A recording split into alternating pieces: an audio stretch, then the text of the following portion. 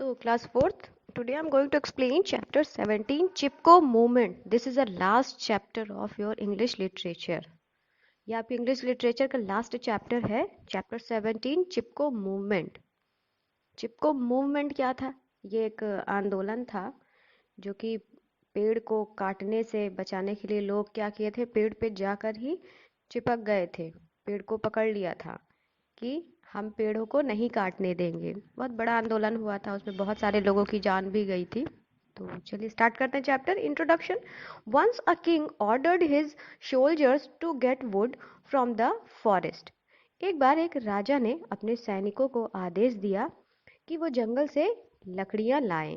Let's find out whether they were successful in getting would from the forest और not. चलिए पता करते हैं कि वो जंगल से लकड़ियां लाने में सक्सेसफुल हुए थे या फिर नहीं. Once upon a time, in a small village in India, lived people who did not like hunting of animals and cutting down of trees. एक बार एक भारत के छोटे से गांव में लोग रहते थे जिनको जानवरों को मारना और पेड़ों को काटना बिल्कुल भी पसंद नहीं था. हंटिंग ऑफ एनिमल्स यानी जानवरों को शिकार करना, शिकार करने का मतलब मारेंगे ही. They loved both animals and trees. वो जानवरों और पेड़ों दोनों को बहुत प्यार करते थे.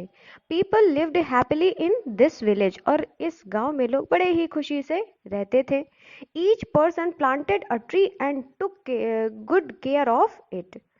हर एक इंसान एक पेड़ लगाता था और उसकी अच्छे से देखभाल भी किया करता था. This village was under the rule a king who wanted to build a palace for himself and his family. ये जो गांव था ये एक राजा के अंडर में था. भाई ये कोई भी गांव होगा, राजा तो होंगे ही पहले के टाइम पे, जो कि अपना और अपने फैमिली के लिए एक महल बनाना चाहते थे. So he ordered his soldiers to bring wood from the forest. तो उन्होंने अपने सैनिकों को आदेश दिया कि वो जंगल से जाकर लकड़ी ले आए. The soldiers started their search for wood and they found that this small village was full of trees. अब जो सोल्जर्स थे, जो सैनिक थे, वो लकड़ियां ढूंढना स्टार्ट कर दिए और उन्हें एक छोटा सा गांव मिला जो पेड़ों से भरा हुआ था. The soldiers went there, but as soon as they began to cut the first tree, a voice said, "Stop!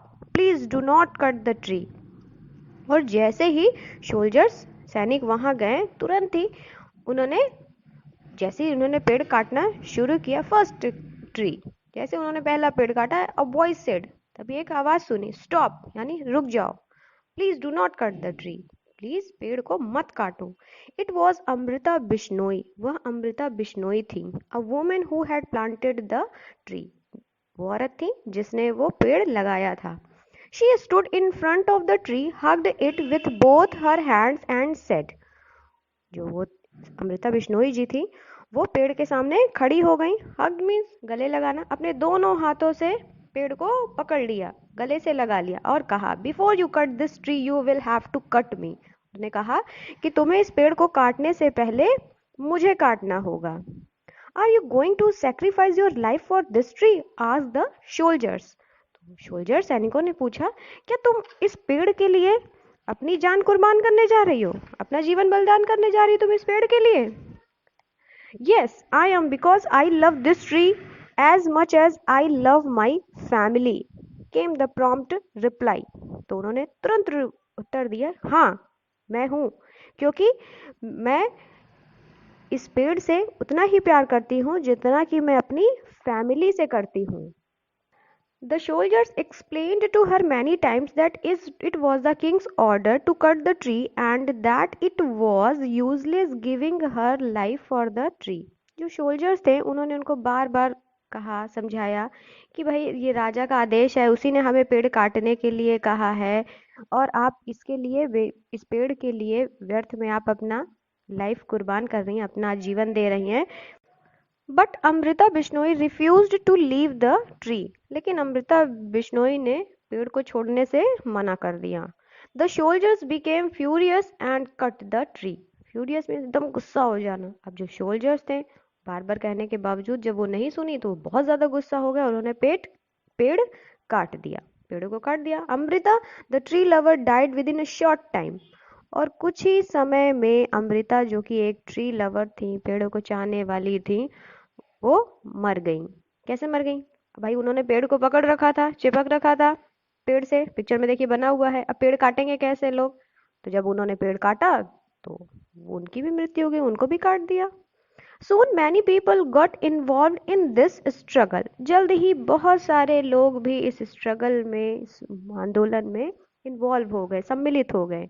This went on for many days, और ये आंदोलन बहुत दिनों तक चला। The brave men and women of the village died for the love of trees. जो बहुत सारे ब्रेव, साहसी आदमी और औरत थे उस गांव के, वो पेड़ के लिए अपनी जान दे दिए।